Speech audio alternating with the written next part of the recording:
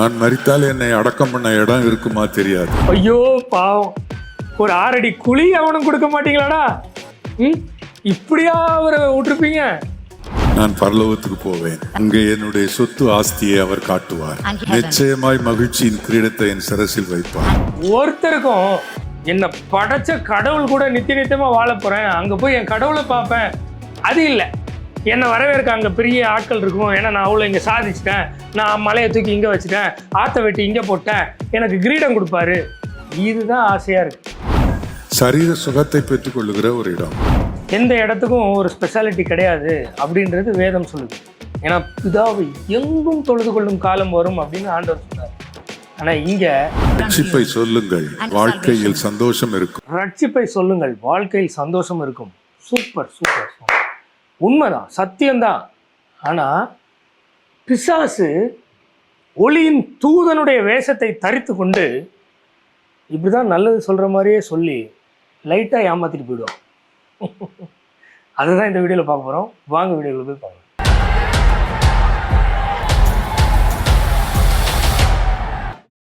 எனக்கு இந்த பூமியில எந்த சொத்தும் எந்த ஆஸ்தியும் கிடையாது. எந்த சொத்தும் எந்த ஆஸ்தியும் கிடையாது. இவருக்கு எந்த சொத்து எந்த ஆஸ்தியும் கிடையாதுப்பா. எதுவுமே கிடையாது, எதுவுமே கிடையாது, ஒரு பொட்டு கிடையாது. ஆனா பரம்பரை சொத்தா, பூர்வீக சொத்தா, இல்லைன்னா குடும்ப சொத்தா ட்ரஸ்ட் இருக்கும். அந்த ட்ரஸ்ட்டுக்கு இவர் தான் பிரசிடெண்டா இருப்பார். இவருடைய பையன்தான் அதுக்கு அடுத்த நிலையில இருப்பார். இவருக்கு அடுத்த அந்த பையன் பிரசிடென்ட் ஆவார். பையனுக்கு அப்புறம் பையனுடைய பையன் பிரசிடென்ட் ஆவாங்க. இப்படி குடும்பம் குடும்பமா, வாழையடி வாழையா அவங்களுக்கு ஒரு ட்ரஸ்ட் இருக்கும். அந்த ட்ரஸ்டின் பேர்ல ஏக்கர் கணக்கில் இடம் இருக்கும். இருக்கும் இருக்கும். நான் மரித்தால் என்னை அடக்கம் பண்ண இடம் இருக்குமா தெரியாது. என்னண்ணே இப்படி இருக்கானே, கேட்டு வாங்கனே. என்னை அடக்கம் பண்ண இடம் இருக்குமா தெரியாது. ஐயோ பாவம், ஒரு 6 அடி குழி அவனும் கொடுக்க மாட்டீங்களாடா? இப்படியா அவரை விட்டுருப்பீங்க? இந்த கிளிப்பு நான் வச்சிருப்பேன். ஒரு நாள் இவர் சொன்னது நடக்கும். அப்போ இடம் இருக்கா இல்லையான்னு தெரியும். ஏன்னா யார் யாரெல்லாம் அங்கே ஃபினரல் மீட்டிங்க்கு வருவாங்க, என்னென்னலாம் பண்ணுவாங்க, எங்கே அடக்கம் பண்ணுவாங்க, எல்லாமே நமக்கு தெரியும். மேபி இந்த வீடியோக்காக அந்த ட்ரஸ்ட்டு இவர் பேரில் இருக்கு இல்லையா, இவர் பிரசிடெண்ட்டாக இருக்கார் இல்லையா, அந்த இதில் இடம் இருக்கு இல்லையா, அந்த இடத்துல இதுக்காக அடக்கம் பண்ணாமல் இருக்கலாம், தெரில. ஆனால் இதெல்லாம் நடக்கலைன்னா ஆப்வியஸாக அங்கே தான் ஏசி ஆவடி பார்க்கல நீங்கள், அங்கே அந்த சபை மெம்பர்கள் யாராவது அடக்கம் பண்ண அலோவ் பண்ணுவாங்களா? ஆனால் ஓனராக இருந்தால் அதே தான், ஓனருக்கு அங்கே தான் இடம். இவர் தான் ஓனர், அந்த ட்ரஸ்டினுடைய ஓனர். ஒன்றுமே எனக்கு இல்லை. அச்சோ, ஒன்றுமே இல்லை. அவர் ஒன்றும் இல்லாமல் ரோட்டில் விட்டுருக்குறாங்க. ஒன்றுமே எனக்கு இல்லை, ஒன்றுமே எனக்கு இல்லை, ஒன்றுமே எனக்கு இல்லை. இப்படிதான் பொய் சொல்லி ஏமாத்துவாங்க.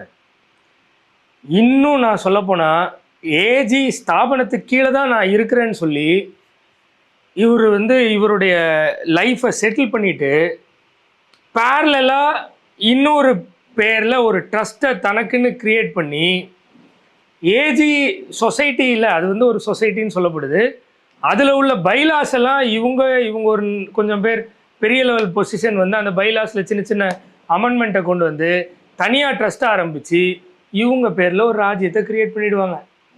தனியாக ஏஜிக்கு கீழே அது வராது, இவங்க அதை ஆளுவாங்க.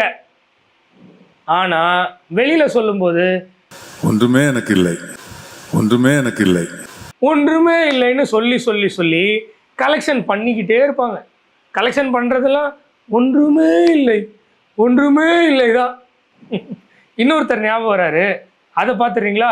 இயேசு அழைக்கிறார், ஊழியத்திலே காணிக்கையாக அனுப்பப்படும் ஒவ்வொரு பைசாவும் முழுமையாக ஊழியத்திற்கே செலவிடப்படுகிறது.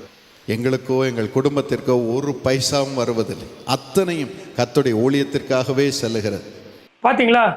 ஆனா ரியாலிட்டியில என்ன நடக்கும்? வீட்டிலிருந்து 5 கிலோ தங்க கட்டிகள் பறிமுதல் செய்யப்பட்டிருப்பதாக வருமான வரித்துறை சொல்லி இருக்கிறது. 100 கோடி ரூபாய் அளவிற்கான வெளிநாட்டு முதலீடில் RBI அனுமதி உரிய முறையில் பெறப்படவில்லை. அது குறித்தும் தொடர் விசாரணை என்பது நடைபெற்றுக் கொண்டிருக்கிறது. இதுதான் நடக்கும். இயேசுவே வாங்குறார், என்னுடைய பேர்ல ஒன்றுமே இல்லைன்னு சொல்லுவாங்க. ஆனா அவங்க பேர்ல ஒரு ட்ரஸ்ட்டை வச்சுட்டு அவங்க தான் அதுக்கு ராஜாவா இருப்பாங்க. அந்த கிங்டம்ல அவங்க சொத்து சேகரிச்சுட்டே போவாங்க. இதுக்கு இவர் மட்டும் இல்லை, பென்ஸா இருக்கட்டும், NLAG அவங்களா இருக்கட்டும், யாருமே விதிவிலக்கு அல்ல. இதை மக்கள் புரிஞ்சுக்கணும். சரியா? FCRA ஐயோ பிரச்சனை, சிறுபான்மையர் ஒடுக்குறாங்க, இவரெல்லாம் போய் பார்த்தார். எனக்கு பார்த்துருப்பாருன்னு நினைக்கிறேன். நான் பார்த்துட்டு வேணா வெரிஃபை பண்ணிட்டு அந்த வீடியோ கிளிப்பு கூட அடுத்து வர பதிவில் போடுறேன். சரியா? ஏன்னா பயம், மடியில் ஃபுல்லாக பயம். இப்போ FCRA ரூல்ஸு அமெண்ட்மெண்ட் பண்ணுறது கரெக்டாக தப்பா அந்த அளவுக்கு நான் பேச விரும்பலை. ஆனால் ஒரு அடிப்படை குடிமகனா, இந்த நாட்டின் பிரஜையா, இந்த மாதிரி NGO அப்படின்ற பேரில் இவங்க ஒரு ட்ரஸ்ட்டை வச்சுக்கிட்டு நான் மக்களுக்கு நல்லது செய்கிறதுக்காக ஃபண்ட்ஸ் கலெக்ட் பண்ணுறாங்க இல்லையா? என்ன மாதிரி ஆட்கள்கிட்ட தானே கலெக்ட் பண்ணுறாங்க, எல்லா பப்ளிக்கிட்டையும் தானே ரிக்வஸ்ட் வைக்கிறாங்க. அப்போ எங்களுக்கு டிரான்ஸ்பரண்ட்டாக தெரியணும், இவங்க பேரில் இருக்கிற ட்ரஸ்ட்டின் பேரில் யார் தலைவர், அதில் என்னென்ன சொத்து இருக்குது, அதுக்கு எவ்வளோ வரவு வந்திருக்கு, அதை எப்படி செலவு பண்ணியிருக்காங்கன்னு தெரியணும். அது எங்களுடைய அடிப்படை உரிமைன்னு நினைக்கிறேன். அது மறுக்கப்படுது இந்தியாவில், அது மறுக்கப்படுது. ஆமாவா இல்லையா? இன்னொருத்தவங்க ட்ரஸ்ட்டுன்ற பேரில் ஃபண்ட்ஸ் வாங்கி மினி கூப்பர் கார் வாங்கியிருக்காங்க, பார்ஸ் கார் வாங்கியிருக்காங்க. ஏழை மக்கள், ரொம்ப கஷ்டப்படுற மக்கள், அவங்க வேர்வையை சிந்தி ரத்தம் சிந்தி சம்பாதிச்ச பணத்தில் ஒரு பெரும்பகுதியை இவங்கள்ட்ட கொடுக்குறாங்க. என்னன்னு? இவங்க கடவுளுக்காக ஊழியம் பண்ணுறாங்கன்னு. ஆனால் பார்ஸ் காரும் மினி கூப்பரும் வாங்கிட்டு சுற்றிட்டு தெரியுதுங்க. அப்படி இருந்தால் அது எங்களை ஏமாத்துறதா இல்லையா? பொதுவாக ஒரு மக்களை, காமன் மேனை ஏமாத்துறாங்க. அது வந்து ஒரு மோசமான செயல் தானே. அப்போது டிரான்ஸ்பரன்சி வேணுமா வேண்டாமா? இதை பற்றி தான் தொடர்ந்து நம்ம சேனலில் பார்க்க போகிறோம். முடிஞ்ச அளவுக்கு ப்ரூஃப்ஸோடு பார்க்க போகிறோம், தொடர்ந்து பார்க்க போகிறோம். சரி, இந்த தொடர்ந்துன்றது மட்டும் என்னால் கீப்பப் பண்ண முடியல. டக்குன்னு யாக்கோபில் உள்ள வசனம் ஞாபகத்துக்கு வருது. என்னால் முடிஞ்சால் நான் செய்கிறேன். சரியா? இப்போ தொடர்ந்து இவர் சும்மா அப்படி போற போக்குல என்னென்ன அடிச்சு விடுறாருன்னு பாத்துருங்க. ஆனால் இயேசு என்னை ரட்சித்தார். ஆனால் லட்சக்கணக்கான மக்களுக்கு அதை சொல்லி இருக்கிறேன். ஆயிரக்கணக்கான மக்களுக்கு ஞானஸ்நானம் கொடுத்திருக்கிறார். லட்சக்கணக்கான மக்கள் ரட்சிக்கப்பட்டிருக்கிறார்கள். அப்பா, லட்சக்கணக்கான மக்கள் ரட்சிக்கப்பட்டிருக்கிறார்கள். எருசலேம்ல வெறும் 3000-5000 பேர் ரட்சிக்கப்பட்டதுக்கு இதோ உலகத்தை கலக்குகிறவர்கள் இங்கேயும் வந்துட்டாங்கன்னு திருச்சாங்க. எல்லா ஊர்லயும், உலகத்துல எல்லா இடத்துலயும், மூல முடுக்கலாம். இவர் மூலமா லட்சக்கணக்கான பேர் ரட்சிக்கப்பட்டதா சொல்றாரு. ஒரு சின்ன அசைவை கூட காணும். ஒரு சென்னை பட்டணம் கூட குலுங்கலை. ஏன்? இவரு ஒரு கட்டடம் கட்டி வச்சுட்டு அதுக்குள்ள வந்தவங்க எல்லாம் ரசிக்கப்பட்டவங்கன்னு நினைச்சு பாருன்னு நினைக்கிறேன். நான் பரலோகத்துக்கு போவேன், அங்கே என்னுடைய சொத்து ஆஸ்தியை அவர் காட்டுவார். நிச்சயமாய் மகிழ்ச்சியின் கிரீடத்தை என் சிரசில் வைப்பார். இதுவும் ஒரு மிகப்பெரிய ஒரு சாபக்கேடாயிடுச்சு. இது இவர் மட்டும் இல்ல, அகஸ்டின் ஜெபக்குமார் கூட இப்படிதான் பண்ணுவார். பாருங்க, நீ அவ்வளோ பெரிய ஊழியம் செய்கிற, நான் தான் வர முடியாது, எனக்கும் வயசாயிடுச்சு, எங்ககிட்ட கொடுக்குறதுக்கு ஒன்றும் இல்லை, நான் பிச்சை எடுத்த காசில் கொஞ்சத்தை நான் கொடுக்குறேன், யாருக்காவது போய் சுவிசேஷன் சொல்கிறதுக்கு உபயோகப்படுத்து. நாங்கள் 2 பேரும் பரலோகத்துக்கு வரும்போது ஒன்றால் ஆண்டவர்கள் நடத்தப்பட்டவங்க எங்களை வரவைத்தாங்கன்னா அதுதான் எங்களுக்கு பாக்கியம். பார்த்தீங்களா? நான் இங்கே செலவு பண்ணால் அதன் மூலமாக ரட்சிக்கப்படுறவங்க அங்கேருந்து என்னை வரவேற்பாங்களாம். அப்போ நான் யார் மூலமாக ரட்சிக்கப்பட்டேனோ அதுக்கு முன்னாடி அவங்க வரும்போது நான் அவங்களுக்கு முன்னாடி போய் நின்று நான் வரவேற்கணும். அப்புறம் அவங்க யார் மூலமாக ரட்சிக்கப்பட்டாங்களோ அவங்க படக்குன்னு அங்கே போயிட்டு ஸ்வாப் ஆகிட்டே இருப்பாங்க, இப்படியே சுற்றி வரவேற்பாங்க, வாமான்னு. இல்லை, ஒருத்தருக்கும் என்னை படைச்ச கடவுள் கூட நித்தியமாக வாழ போகிறேன், அங்கே போய் என் கடவுளை பார்ப்பேன், அது இல்லை. எனக்கு அதை தருவார், என்னை வரவேற்க அங்கே பெரிய ஆட்கள் இருக்கும், ஏன்னா நான் அவ்வளோ இங்கே சாதிச்சிட்டேன், நான் மலையை தூக்கி இங்கே வச்சுட்டேன், ஆற்ற வெட்டி இங்கே போட்டேன், எனக்கு கிரீடம் கொடுப்பாரு. இதுதான் ஆசையாக இருக்குது. ஒருத்தருக்கும் படைச்ச கடவுளை பார்க்க போகணும்னு ஆசையே இல்லை. இதோ பாரு உன்னுடைய ஜனங்கள் என்று என் மூலம் ரட்சிக்கப்பட்ட மக்களை அவர் எனக்கு காண்பிப்பார். அப்படியே அந்த டோன் பார்த்தீங்களா? இதெல்லாம் ஒரு விதமாக ஓகே, இந்த ஃபீல்டில் இப்படி பேசினா இப்படி இருக்கும் அப்படின்ற ஒரு ஸ்ட்ராட்டஜி தான். பொக்கிஷம் பரலோகத்தில் இருக்கிறது. இந்த உலகத்தில் நான் அதற்காக ஊழியம் செய்யவில்லை. நீங்கள் அதனால தான் இயேசு சொன்னார், உங்கள் அநீதியான உலகப் பொருளால் உங்களுக்கு சிநேகிதரை சம்பாதியுங்கள் என்று சொன்னார். எல்லாமே ஆண்டவர் ஒரு உருவகமாக ஒரு விஷயத்தை கன்வே பண்ணணும்னு சொன்னதை லிட்டரலாக எடுத்து அப்படி இப்படின்னு போய்கிட்டே இருக்கும். இந்த ஆலயம் ரட்சிக்கப்படுகிற ஒரு இடம், ரட்சிப்பை பெற்றுக் கொள்ளுகிற இடம். வேதத்தின்படி ரட்சிக்கப்படுகிறவர்களை தேவன் அனுதினமும் சபையில் சேர்த்து கொண்டு வந்தார். ஆனால் இவங்கெல்லாம் சபையில் கூட்டு வந்து ரட்சிக்க வைப்பாங்க. ஏன்னா இதுதான் ரட்சிக்கப்பட வைக்கிற இடம். சரீர சுகத்தை பெற்றுக் கொள்ளுகிற ஒரு இடம். எந்த இடத்துக்கும் ஒரு ஸ்பெஷாலிட்டி கிடையாது அப்படின்றது வேதம் சொல்லுது. ஏன்னா பிதாவை எங்கும் தொழுது கொள்ளும் காலம் வரும் அப்படின்னு ஆண்டவர் சொன்னார். ஆனால் இங்கே இந்த இடத்துக்குள்ளே வந்தால் ஹீலிங் கிடைக்குமா? இதை மாதிரியெல்லாம் சொல்லி சொல்லி தான் காணிக்க வாங்குறாங்க. அப்போ அந்த காணிக்கைக்கு ஒரு டிரான்ஸ்பரன்சி இருக்கணுமா இல்லையா? ஃபாரின் ஃபண்ட்ஸ் என்ன, லோக்கல் ஃபண்ட்ஸுக்கே டிரான்ஸ்பரன்சி இருக்கணும்ல.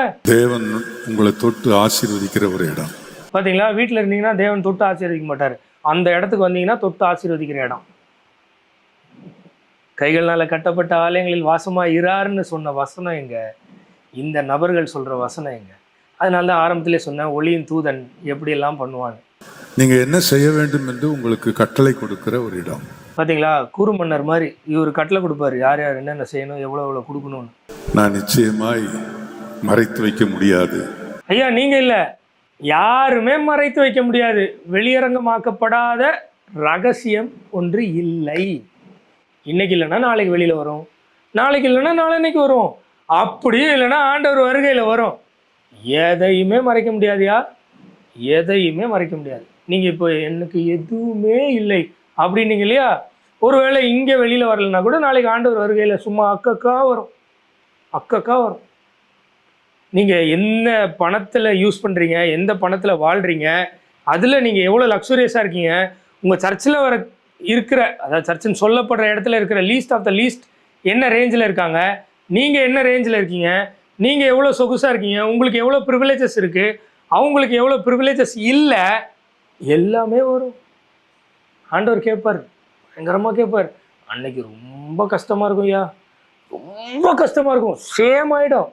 ஆனால் இன்னைக்கு ரெக்ரெட் பண்ணால் நாளைக்கு தப்பிக்க வாய்ப்பு இருக்குது. ஆனால் அன்னைக்கு ரிக்ரெட் பண்ணாலும் தப்பிக்க வாய்ப்பே இல்லை. இதுக்கப்புறம் உங்கள் விருப்பம். பாய்.